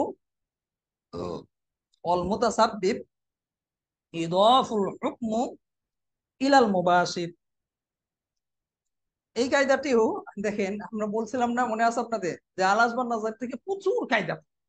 ওই ওই কিতাবটা শুরু করার আগে কিতাবটা অধিকাংশ আপনার পড়া হয়ে যাবে। দেখেন আল আসবান নাজার, আল আসবান নাজার, এখানেও কিন্তু কায়দাটি আমরা দেখতে পাচ্ছি কি আহ ব্র্যাকেটের মধ্যে, বন্ধনের মধ্যে চিহ্ন রয়েছে। অর্থাৎ এই কায়দাটিও আল আসবান নাজায়ের কিতাব থেকে নেওয়া হয়েছে, এই জন্য এখানে সাংকেতিক চিহ্ন হিসেবে চিহ্ন ব্যবহার করা হয়েছে। অর্থটা খেয়াল করেন, যদি ইদা তামা আল মুবাশির ওয়াল মুতাসাব্বিব ইদাফ ইলাল মুবাশির, যদি কোনো কাজের কর্তা, যদি কোনো কাজের কর্তা ও মদতদাতা একত্রিত হয়, যদি কোনো কাজের কর্তা ও মদতদাতা জমা হয়, একত্রিত হয়, তাহলে কি হবে? ইদাফুল হুকমু ইলাল মুবাশির, তাহলে হুকুমটা মূলত কর্তার দিকে সম্পৃক্ত হবে। বুঝেছেন? হুকুমটা কি কর্তার দিকেই সম্পৃক্ত হবে। এখানে একটা বিষয় আপনারা খেয়াল করেন, দুইটা পরিভাষা এখানে ব্যবহার করা হয়েছে, একটা হলো মুবাশির আর একটা কি মুতাসাব্বিব। এখানে মুবাশির বলে মূলত বোঝানো হচ্ছে মূলত যে ব্যক্তি সশরীরে কাজটাকে সম্পাদন করে তাকে কি বলা হয়েছে? মুবাশির বলা হয়েছে। আর তারপরে যে আবার মুতাসাব্বিব বলা হয়েছে, মুতাসাব্বিব দ্বারা বোঝানো হয়েছে যে ব্যক্তি, যে মানে মুবাশির যে কাজটা করলো, ওই কাজটা অস্তিত্বে আসার জন্য যে ব্যক্তি মাধ্যম হয়েছে বা কোনো একটা উপকরণ দিয়ে তাকে সহযোগিতা করেছে, কিন্তু সে সরাসরি নিজে কাজ সম্পাদনা করেননি, ওই ব্যক্তিকে কি বলা হয়? মুতাসাব্বিব বলা হয়। একটু মানে কথাটা কঠিন হয়ে গেছে মনে হচ্ছে, সহজে বললে আহ মুবাশির মানে হলো যে কর্তা, আর আমরা যদি মুতাসাব্বিব বলি যে মাধ্যম, বা যে পথ বাতলে দিয়েছে। বুঝেছেন এখন? এই হলো মুবাশির এবং মুতাসাব্বিবের মধ্যে কি পার্থক্য। একটা মেসাল দিলে বিষয়টা আপনারা আরো সহজে বুঝবেন। যেমন এখানে কিতাবের মধ্যেও বিভিন্ন জায়গায় হাসিয়ার মধ্যেও রয়েছে যে একজন ব্যক্তি কারো বাড়ি থেকে চুরি করলো, চোর। তো চুরির কাজটা যে করলো সে মূলত কি মুবাশির, তো সে চুরির কাজটাকে সম্পাদন করেছে। আরেকজন হলো যে বিষয়টা যে জিনিসটা সে চুরি করলো এই চুরির সম্পর্কিত তথ্য দিয়ে আরেকজন সহযোগিতা করেছে বা তাকে পথ বাতলে দিয়েছে যে তুমি অমুক জায়গায় যাও, অমুক জায়গায় গেলে তুমি এত মূল্যবান জিনিস পেয়ে যাবে বা ওইখান থেকে তুমি চাইলে নিতে পারো। বুঝেছেন? তাহলে এখানে আহ কাকে, এই যে দুইটা বিষয় বলা হয়েছে, যদি কোনো কাজের কর্তা এবং মদতদাতা, একজন হলো কাজের কর্তা আর একজন কি মদতদাতা, যে মদত দিয়েছে, উভয়ের যদি একত্রিত হয় তাহলে এটার হুকুম কার উপর গিয়ে পড়বে? হুকুমটা গিয়ে পড়বে কার উপরে? ইদাফুল হুকমু ইলাল মুবাশির, হুকুমটা গিয়ে পড়বে যে কর্তা রয়েছে, কে কাজটা সম্পাদন করেছে তার উপরে গিয়ে। বুঝেছেন সবাই? তাহলে যে চুরি করলো, যদি সে যে চুরি করেছে চুরির শাস্তিটা কে পাবে? মূলত শাস্তিটা পাবে যে চুরি কাজ বা চুরির কাজটাকে সম্পাদন করেছে, যে চুরি করেছে। বুঝেছেন? মূল শাস্তিদাতাকে বা কার উপর হুকুমটা পড়বে? যে চুরি করেছে। আর যে চুরির বিষয়ে তাকে তথ্য দিল বা তাকে আহ, বললো যে অমুক জায়গায় যাও, তাকে কি শাস্তি দেওয়া হবে না। বুঝেছেন সবাই? কারণ আমরা কায়দার মধ্যে পড়লাম যে হুকুমটা মূলত যে কর্তা আছে, যে কাজটা সম্পাদন করে তার উপরে গিয়ে সম্পৃক্ত হবে। এখানে আরেকটা আমাদের প্রশ্ন এসে যায়, যদি একই ব্যক্তি যদি উভয়টার মাধ্যম হয়, অর্থাৎ নিজেই চুরি করলো নিজেই তথ্য দিল, অর্থাৎ নিজেই তথ্য সংগ্রহ করলো আবার নিজেই চুরির কাজটা বা ওই কাজটা সম্পাদন করলো, তাহলে এই ক্ষেত্রে কি হবে? এই ক্ষেত্রেও যদি একজনের মধ্যে যদি উভয় ইল্লত পাওয়া যায়, উভয়ের বিষয়টা যদি পাওয়া যায়, তাহলে এই ক্ষেত্রে তাকে মূলত কাজের সম্পাদনাকারী হিসেবে, চুরি করার কাজকারী হিসেবে, কর্তা হিসেবে তাকে শাস্তি দেওয়া হবে। বুঝেছেন? কথাটা মূলত সহজ কথা। আহ যে কর্তা এবং মদতদাতা যদি একত্রিত হয়ে যায় তাহলে হুকুমটা কার উপরে গিয়ে পড়বে? যে কর্তা আছে যে কাজটা সম্পাদন করেছে তার উপরে গিয়ে পড়বে। বুঝেছেন সবাই? তাহলে বেনজিরকে চুরির ক্ষেত্রে অনেকেই তথ্য দিয়েছে, অনেক সহযোগিতা করেছে। এখন শাস্তিটা কার হবে? ওই যারা তথ্য দিয়ে সহযোগিতা করেছে চেলা পুন্ডারা, এরা কেউ এখন ধরা পড়বে, বলবে বেনজির কোথায়? বেনজির বেচারা দেশ ছেড়ে পালিয়ে আছে। কোন জায়গায় আছে কারো খবরও পাচ্ছে না, অনেকে জানে না।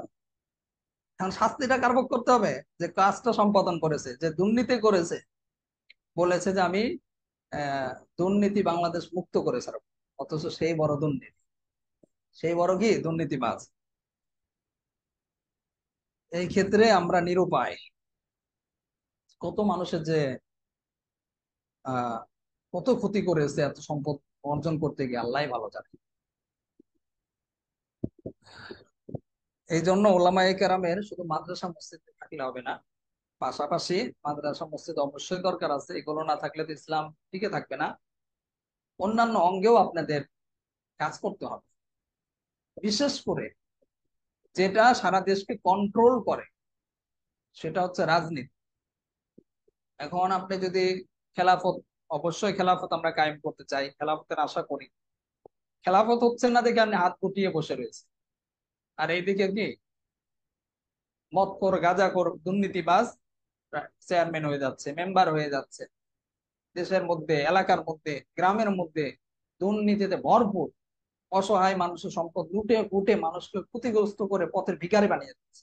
সারা দেশের মধ্যে হাহাকার পড়ে গেছে। 1 কেজি আলুর দামও এখন 60 টাকা হয়ে গেছে।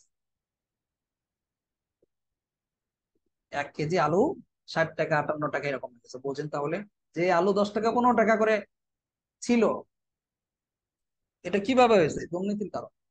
এই জন্য ওলামায়ে কেরামের সব জায়গায় এখন আসা দরকার। যদি কারো সামর্থ্য থাকে, যেহেতু আপনারা দুর্নীতিকে হটানোর জন্য অন্য কোনো নিয়ত দরকার নেই, আপনি নিয়ত রাখেন এটা যে আমি হককে প্রতিষ্ঠিত করার জন্য যতটুকু পারি মানুষের কাছে আমি সহযোগিতা পৌঁছাবো। যেহেতু আমার নিজের সহযোগিতা করার মতো ক্ষমতা নেই, সরকারি যে সহযোগিতা গুলো পাবো এগুলো আমি যেন সঠিক পাওনাদারকে পৌঁছাতে পারি, এই নিয়ত আপনি মেম্বার নিন, পারলে মেম্বারে নির্বাচন করেন, চেয়ারম্যানে করেন, সাথে সাথে এলাকা মানুষের সাথে দেখা সাক্ষাৎ সম্পৃক্ততা রাখেন, দেখবেন আপনি ইনশাল্লাহ একদিন একদিন 1-2 বার দাঁড়ালে পরের বার ঠিকই জিতে যাবে, যদি দুর্নীতি না হয়। ইতিমধ্যে বেশ কয়েকজন ওলামায়ে কেরাম কিন্তু তারা মেম্বার চেয়ারম্যান হয়েছেন বিভিন্ন দল থেকে, ইসলামী বিভিন্ন দল থেকে, ইসলামী দলের বাইরে থেকেও স্বতন্ত্র প্রার্থী হয়ে আলহামদুলিল্লাহ যথেষ্ট পরিমাণে কাজ করছে, এবং তাদের ন্যায় নীতি এগুলোর পরিপূর্ণ প্রতিফলনও করেছে। মানুষ উপকৃত হয়েছে, ফায়দাও হয়েছে, বিভিন্ন জায়গায় নিউজও হয়েছে। এগুলো দেখলে অনেক সময় ভালো লাগে।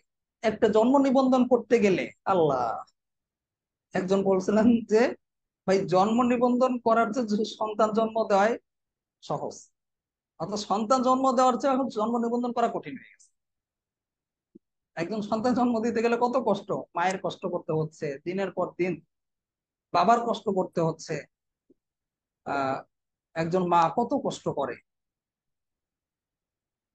10 মাস 10 দিন বা 9 মাস সে পেটে ধারণ করছে, খেতে বসতে কত কষ্ট, এরপরে গিয়ে সন্তান জন্ম হচ্ছে। এখন মানুষ কি বলে সন্তান জন্ম দেওয়াটা তাও সহজ হয়ে গেছে ভাই, জন্ম নিবন্ধন করা কঠিন।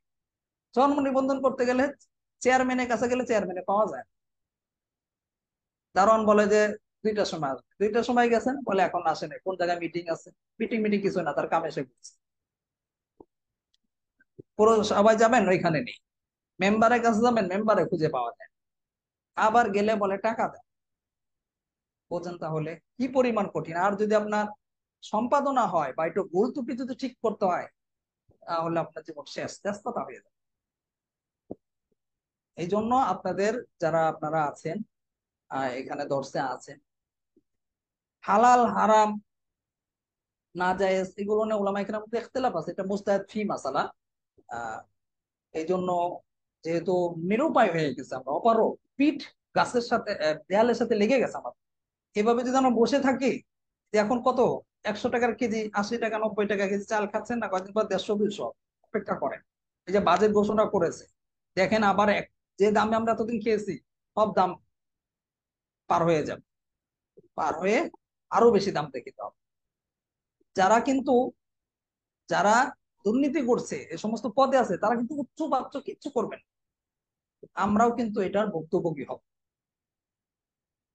একজন ভাই দেখলাম খুব আফসোস করে ফেসবুকে একটা মাদ্রাসা গ্রুপের মধ্যে, খেদমতের গ্রুপে লিখেছেন যে ভাই আপনারা কিভাবে ছাত্রদের চালাচ্ছেন, বোর্ডিং চালাচ্ছেন কিভাবে। এক একজন কমেন্ট করেছে, ভাই আগে তাও একটু আলু ভর্তা ডাল দিতাম, এখন আলুটার দামও তো বেড়ে গেছে, 60 টাকা কেজি, এই আলু দেওয়াও তো এখন কঠিন হয়ে গেছে।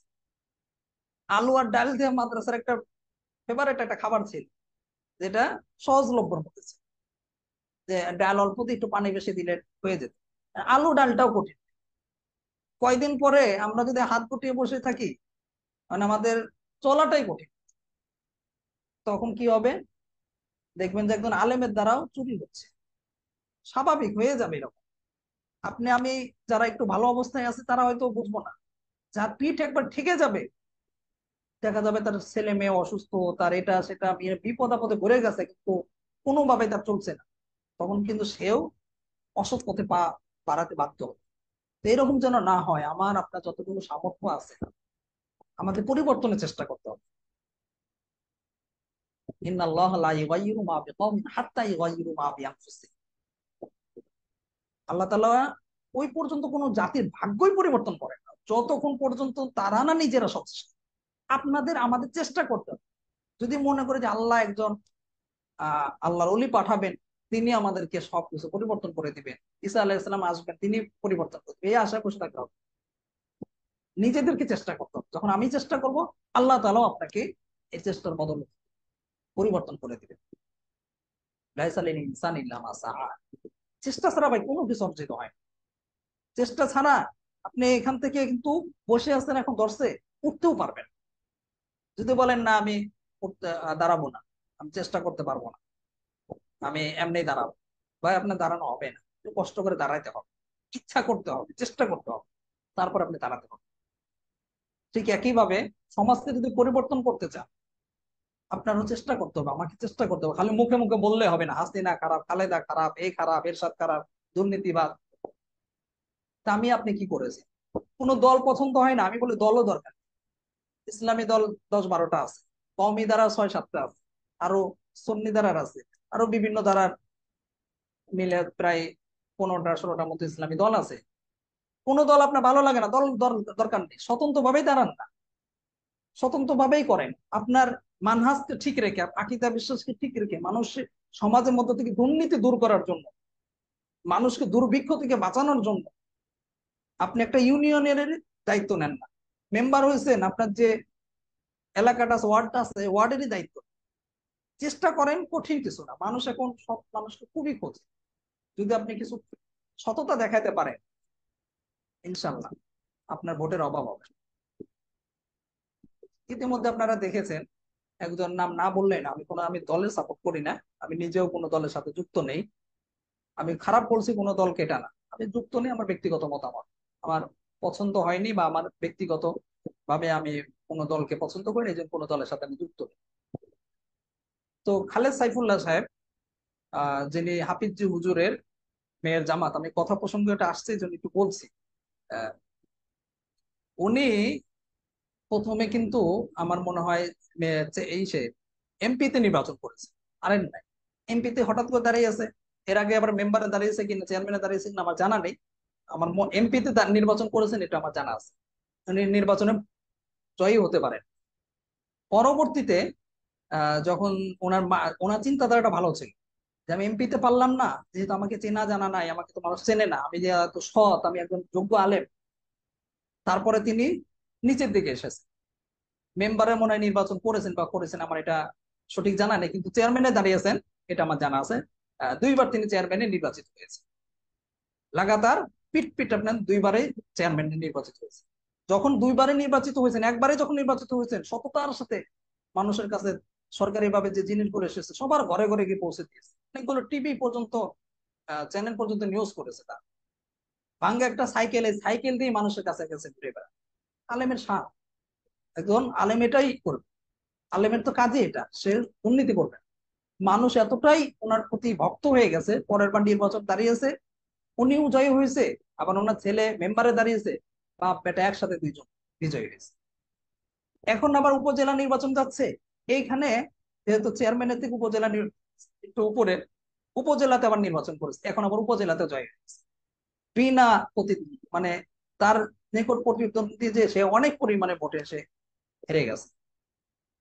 দুর্নীতি করতে চেয়েছে কিন্তু সাধারণ পাবলিক দুর্নীতি করতে দেয়নি, তো ভোটের ক্ষেত্রে যে জাল ভোট দিবে এটা করতে দেয়নি। মানুষ এতটাই খালেদ সাইফুল্লাহ সাহেবের প্রতি ভক্ত হয়ে গেছে। ওনার টাকা পয়সা অনেক নাই, আলেম মানুষ, এত টাকা পয়সা পাবেন কোথায়, কিন্তু সততা আছে, সততাই ওনার শক্তি হয়ে গেছে। আচ্ছা, বাংলাদেশের কথা বাদ দেন, তুরস্কের যে প্রেসিডেন্ট এরদোগান, বাসার মধ্যে ঘুমিয়ে রয়েছে, হঠাৎ করে রাতের বেলা গণ অভ্যুত্থান। তখন কি হয়েছে, সাধারণ পাবলিক তো টের পেয়ে গেছে যে এরদোগানকে দেশের থেকে বিতাড়িত করার জন্য অথবা তাকে হত্যা করার জন্য ষড়যন্ত্র চলছে। সবাই ভালোবাসায়, তার সততায় মুগ্ধ হয়ে রাস্তায় নেমে গেছে। ওই গণ অভ্যুত্থানকে সবাই ব্যর্থ করে দিয়েছে। ট্যাঙ্কের সামনে গিয়ে মানুষ দাঁড়িয়ে গেছে, শত শত মানুষ, কয়েকজনকে মারবে তারা, শেষ পর্যন্ত এটা ব্যর্থ। এরদোগান যে একবারে নিষ্পাপ, তার কোনো ভুল ত্রুটি নামে ওইগুলি বলছি না, যতটুকু সততা দেখিয়েছে এটাই তো মানুষকে মুগ্ধ করেছে। তুই পরিপূর্ণ সততা দেখাতো, সেটা ইসলাম বলে, তাহলে কি হতো বলেন? মানুষ কামানের সামনে না, তার জন্য জীবন দেওয়ার জন্য শত শত মানুষ প্রস্তুত। ঠিক একইভাবে আমরাও যদি সততা দেখাতে পারি, তাহলে ইনশাল্লাহ আমরাও কিছু করতে পারবো। একজন বলেছেন গণতন্ত্র ছাড়া উপায় নেই, ভাই উপায় তো আছেই, আফগানিস্তানে করেছে না, কিন্তু ভাই আসলে কি আমাদের কিছু কিছু দেশের মাটির একটা মনে হয় ইয়ে আছে, একটা বৈশিষ্ট্য আছে। আমাদের দেশে এরকম অবস্থা এখনো সৃষ্টি হয়নি, বা কেউ যে করবে এরকম আমরা রাহবারও পাই না। আফগানিস্তানের মাটি এরকম, দেশের উলামাই কেরাম এরকম। তালেবান বলে কেন? তালেবান মানে কি? ছাত্র, তলিবুল ইলম, তলিবুল ইলম থেকে তালেবান। তারা খেলাফত ব্যবস্থা কায়েম করে ফেলেছে, কোনো গণতন্ত্রকে নেই, সব বাদ দিয়ে দিয়েছে। আমরা নিয়ত করি, চেষ্টা করি, দোয়া করি, আর যতক্ষণ না পারি ততক্ষণ পর্যন্ত নিরুপায় হয়ে গণতান্ত্রিক যে নির্বাচনে ভোটটা আছে এটাও যদি শরিক হই, তারপরও কিন্তু আমরা একটা ওয়ার্ডের হলেও দুর্নীতি দূর করতে পারবো। এটা আমার ব্যক্তিগত মত বললাম। আপনাদের কারো সামর্থ্য থাকলে যুক্ত হতে পারে, আর কারো সামর্থ্য না থাকলে নাও যুক্ত হতে পারে। দর্শকের ভূমিকা পালন করবেন। চেয়ারম্যান সাহেব মাদ্রাসা আসলে সালাম দিবেন, বলবেন যে খান কিছু, পরে আবার ঘুরিয়ে ফিরিয়ে বলবেন যে মাদ্রাসায় কিছু দান করে যাবেন। আবার গণতন্ত্রকে বিরোধিতাও করবেন। আবার এমপি সাহেব মাহফিলে পাশে বসে আছে, মুসাফাও করবেন। এটাই কিন্তু চলছে। আবার এমপি সাহেব কিছু দান করলে নারায়ে তাকবীর, আল্লাহু আকবার, এমপি সাহেব আগমন, শুভেচ্ছা, স্বাগত। আবার আমরা গণতন্ত্রকে হারাম বলছি, অনেক কিছুই বলছি। যাক, এগুলো ভিন্ন বিষয়। গণতন্ত্র তো অবশ্যই হারাম, কিন্তু আমরা হারামও বলি, আবার তাদেরকে সাপোর্টও করি, আবার নিজেও কিন্তু কিছু করিও না। নিজে না করে যখন নিজে করার প্রসঙ্গ আসে তখন বলে না ভাই এটা হারাম। আবার তাদের কাছে গিয়ে আমরা কিন্তু প্রাধান্য। দেখেন মডেল মসজিদ গুলোতে আবেদনের এখন হিড়িক পড়ে যায়, অথচ মডেল মসজিদ তো ভাই এটা সরকারি। এখানে আমরা আবেদনের জন্য, সরকারি চাকরি পাওয়ার জন্য কত মক্তবের যেগুলো আছে, ইসলামী ফাউন্ডেশন মক্তব, আমরা কত চেষ্টা করছি। সরকারি বিভিন্ন সুবিধা আমরা ভোগ করছি। সরকারি টাকা কোথা থেকে দেয়? হালাল হারাম কোনো বাস বিচার নেই। এগুলো ভিন্ন আর একটা মাসালা। যাই হোক, আমি বললাম ভিন্ন প্রসঙ্গে, কথা প্রসঙ্গে আসলো। কারো আপনাদের ভালো লাগলে এটা আপনাদের এখতিয়ারি, এটা কোনো জোর জবরদস্তি না। তো আমার কথাটা, মূল পয়েন্টটা যদি বুঝতে পারেন তাহলে আমার কথাটা সার্থক। আর না বুঝতে পারলে সমস্যা নেই, এটা না বুঝলেও সমস্যা, কঠিন বিষয় না, বা না বুঝলে কোনো সমস্যা নেই। আচ্ছা দেখেন, 16 নম্বর কায়দাটা পড়ছিলাম। ইদা বাতাল আল আসলু সরু ইলাল বাদাল। একটু সময় বেশি হয়ে গেছে, মাফ করবেন। আহ 10:30 বেজে গেছে। আচ্ছা, আর একটা কায়দা পড়ে আমরা শেষ করে দেবো ইনশাল্লাহ।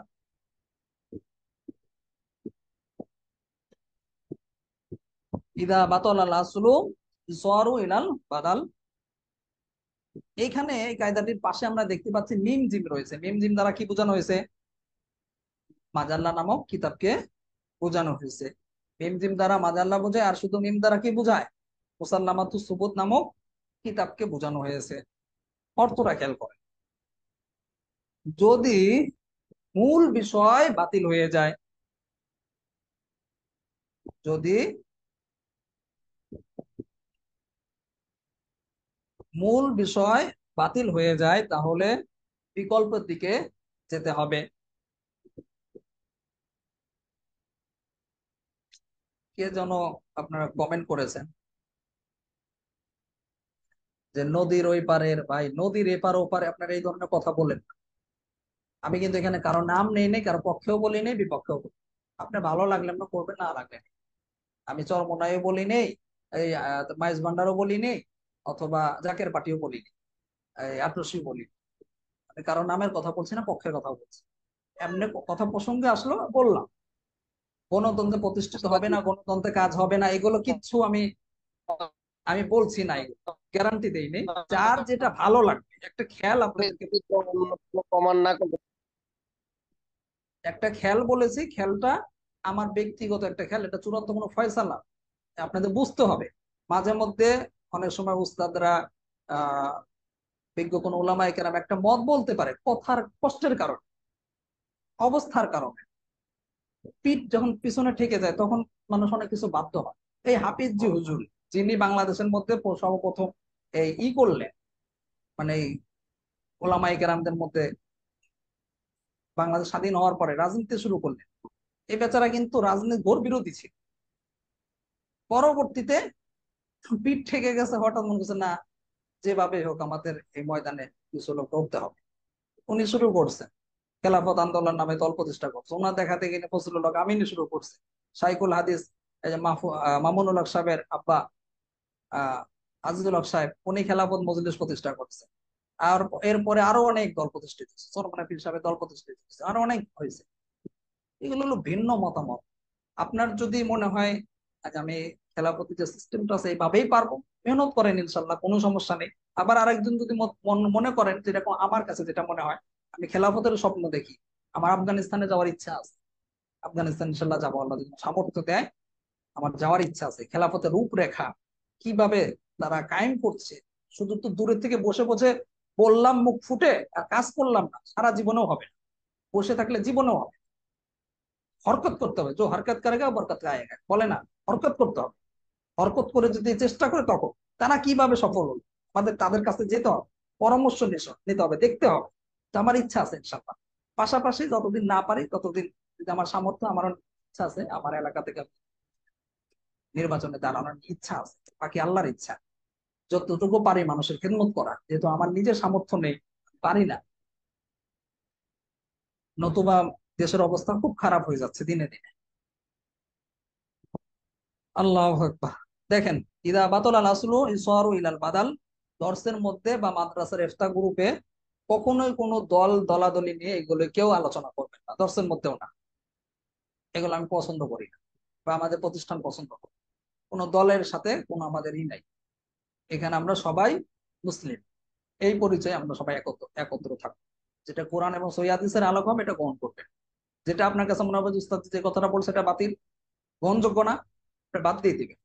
আপনাকে আমরা মানতে বাধ্য করি, এটা আগেই বলা হয়েছে। আমরা চেষ্টা করি, আমাদের অ্যাপসের মধ্যেও দেখবেন যে আমাদের এখানে যে কোনো মানহাজের ছাত্ররা আমাদের কোর্স শুরু করতে পারবে। আমরা সবসময় চেষ্টা করি কোরআন এবং সহিহ হাদিসের আলোকে, এর বাইরে যদি কিছু এসে যায় ওইটা আপনার বাদ দিতে পারেন, কোনো সমস্যা নেই। ইদা বাতাল আল আসলু ইসর ইলাল বাদাল, যদি মূল বিষয় বাতিল হয়ে যায় তাহলে বিকল্পের দিকে যেতে হবে। মূল বিষয় কি হয়ে যায়, বাতিল হয়ে যায়, তাহলে বিকল্পের দিকে যেতে হবে। অর্থাৎ কায়দার মধ্যে বলা হচ্ছে যে কোন একটা জিনিস যদি আদায় করা,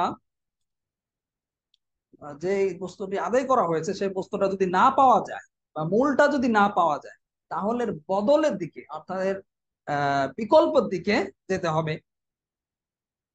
এবং বিকল্পের মাধ্যমে তা কি করতে হবে, পরিশোধ করতে হবে। অর্থাৎ যখন আসলটা মানে মূল বিষয়টা যখন আমাদের কি আহ আয়ত্তের বাইরে চলে যাবে, তখন যে বিকল্প আছে বিকল্পের দিকে যেতে হবে। যেমন মনে করেন একজন ব্যক্তি কি করলো, সে অন্য কারো সম্পদ জোর জবরদস্তি করে সে ছিনতাই করলো। একটা হলো ছিনতাই, আর একটা হলো চুরি, আর একটা কি ঘুষ। উভয়টাই কিন্তু মানুষের কাছ থেকে নেওয়া হচ্ছে। তো উভয়ের সংজ্ঞাও ভিন্ন ভিন্ন। একটা হলো ঘুষ, যেটা সম্পত্তিতে দিচ্ছে, অপারগ হয়ে আর যাই হোক দিচ্ছে। আর একটা কি চুরি, যেটা না জানিয়ে নিচ্ছে। আর একটা হলো ছিনতাই, যে জোর জবরদস্তি করে তাকে নিয়ে নিচ্ছে। তো ছিনতাই যদি করে, তাহলে যে ব্যক্তি ছিনতাই করলো, অন্যের সম্পদ ছিনতাই করলো, অন্যের সম্পদ ভক্ষণ করলো অবৈধভাবে, তার কাজ হলো তিনি যেই জিনিসটাকে ছিনতাই করেছেন হুবহু ওই জিনিসটাই তাকে ফেরত দেওয়া তার জন্য জরুরি, তার জন্য আবশ্যক। বুঝেছেন? এখন কথা হলো, যদি ওই জিনিসটা পরবর্তীতে বিলুপ্ত হয়ে যায়, যে কোনো ভাবে বিলুপ্ত হয়ে গেলো, মনে করেন একটা খাবারই, অন্যের একটা খাবার, অন্যের গাছের একটা আম, সে কি করলো, খেয়ে ফেলেছে, এখন তো শেষ। পরবর্তীতে তার বুঝ এসেছে আসলে আমি এভাবে আমার খাবারটা ঠিক হয়নি। তখন সে কি করবে, তার কাজ হলো যেহেতু এটা বস্তুটা নিঃশেষ হয়ে গেছে, এখন এর বিকল্পটা বা এর বদলা তাকে দিতে হবে। এই ক্ষেত্রে যদি তার জন্য অনুরূপ জিনিসটা যদি দেওয়া সম্ভব না হয়, তাহলে ওই জিনিসটার সমমূল্য অথবা ওই জিনিসের মতো আরেকটি জিনিস কিনে তাকে মালিককে দিয়ে দিবে। বুঝেছেন বিষয়টি? হয়তো তার মূল্য দিবে, অথবা ওই জিনিসটি ওই জিনিসটি মানে যে জিনিসটা সে নিয়েছে হুবহু ওই রকম আরেকটি জিনিস ওই মালিককে বুঝিয়ে দিবে। যেমন আমরা কায়দার মধ্যে বললাম, ইদা বাতালাল আসলু ইউসারু ইলাল বাদাল, যদি মূল বিষয় বাতিল হয়ে যায় তাহলে বিকল্পের দিকে যেতে হবে। যেহেতু সে একজনের গাছের আম, আম যে আমরা বুঝতে পারি, যখন সে চুরি করে খেয়েছিল তখন তার দিনের বুঝ ছিল না, পরবর্তীতে তার বুঝ এসেছে যে আমি চুরি করে খেয়েছি, এটা তো অন্যায় হয়েছে, এটা তো আমি বান্দার হক নষ্ট করেছি, বান্দার হক তো আমার মাফ হবে না। এখন আপনার করণীয় কি? এই যে কায়দার মধ্যে বলে দিয়েছে, এখন বিকল্পের দিকে যেতে হবে। বিকল্প হলো আপনি প্রথম আপনার আবশ্যক হলো ওই আমটাই আপনাকে ফেরত দিতে হবে, কারণ আমটা তো নেই, আপনি তো খেয়ে সাবার করে দিয়েছেন অনেক আগে, হজম হয়ে গেছে। এই ক্ষেত্রে আপনাকে বিকল্প হিসেবে ওটা সমমূল্য অথবা ওই টাইপের একটা আম ওই মালিককে পরিশোধ করতে হবে। বুঝেছেন?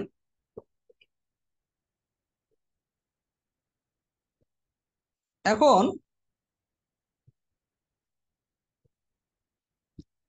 এমন যদি হয় আহ যে জিনিসটা ছিনতাই করা হয়েছিল বা যে জিনিসটা অন্যের সম্পদ বহন করা হয়েছিল, পরবর্তীতে তার সমমূল্যটা দিয়ে দিয়েছে, কিন্তু এর পরে আবার ওই জিনিসটাই হুবহু যে জিনিসটা চুরি করেছে এটা আবার পাওয়া গেছে, এই ক্ষেত্রেও কি যে মালিক আছে, যে মূল ওই জিনিসের মালিক, সে যদি ফিরিয়ে নেওয়ার ইচ্ছা করে যে না ভাই আপনি আমার কাছ থেকে এই ঘড়িটা চুরি করেছিলেন, এই ঘড়িটা আমার খুবই প্রিয়, আমার আব্বা মারা যাওয়ার আগে আমাকে দিয়ে গেছে, এখন আপনি আমাকে পরবর্তীতে আমাকে জরিমানা হিসেবে আরেকটা ঘড়ি আপনি আমাকে দিয়েছিলেন, কিন্তু আমি ওই ঘড়িটাই চাচ্ছি, যেহেতু আমার পাওয়া গেছে ওই ঘড়িটা আমাকে দিতে হবে, কারণ আমার আব্বা স্মৃতি হিসেবে আমি রাখতে চাই।